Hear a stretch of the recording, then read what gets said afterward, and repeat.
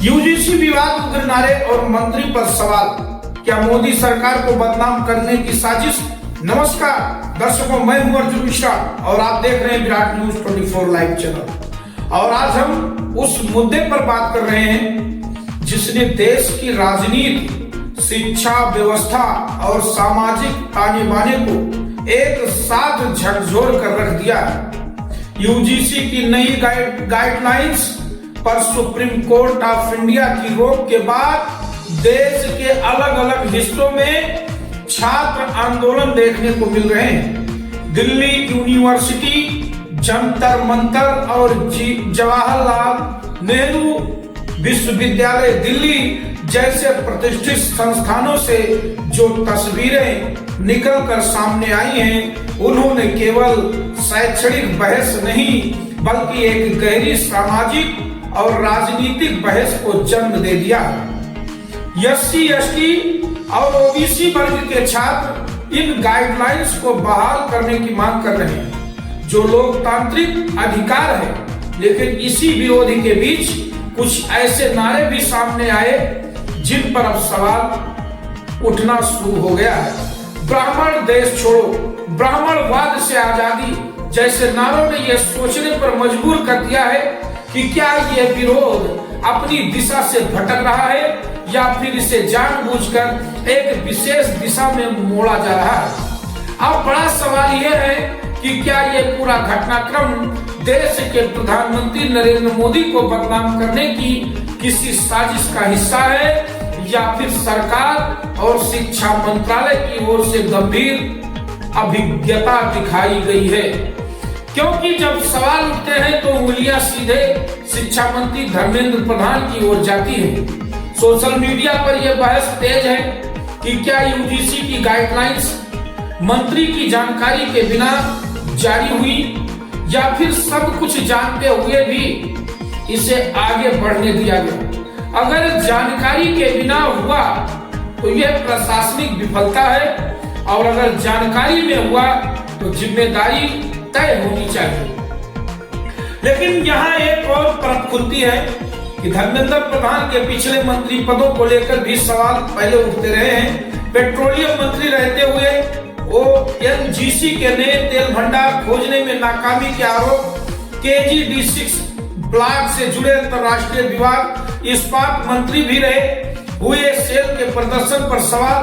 अब शिक्षा मंत्री रहते हुए यूजीसी को लेकर देशव्यापी विवाद, यह सब महज संयोग है। और फिर किसी एक व्यक्ति की कार्यशैली पर उठता स्वाभाविक प्रश्न, इस बहस में यह आरोप भी सामने आ रहा है कि धर्मेंद्र प्रधान जातवादी सोच रखते हैं और अपने विभागों में जाति को तवज्जो देते हैं। उनके आलोचक दावा करते हैं कि मंत्रालयों में नियुक्तियों से लेकर निर्णयों तक एक खास सोच दिखाई देती है, जबकि समर्थक इसे बेबुनियाद आरोप बताते हैं और कहते हैं कि यह सब प्रधानमंत्री मोदी की छवि को नुकसान पहुंचाने की साजिश का हिस्सा है। क्योंकि सवाल यह भी है कि अगर किसी मंत्री की जगह से सरकार की आलोचना हो रही है तो क्या उसका सीधा असर प्रधानमंत्री की छवि पर नहीं पड़ता?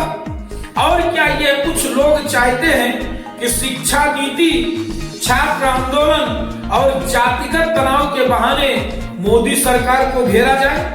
इस पूरे मामले में एक और चिंता यह भी है कि क्या इन उग्र नारों और विभाजनकारी भाषा का फायदा देश विरोधी ताकतों को मिल सकता है?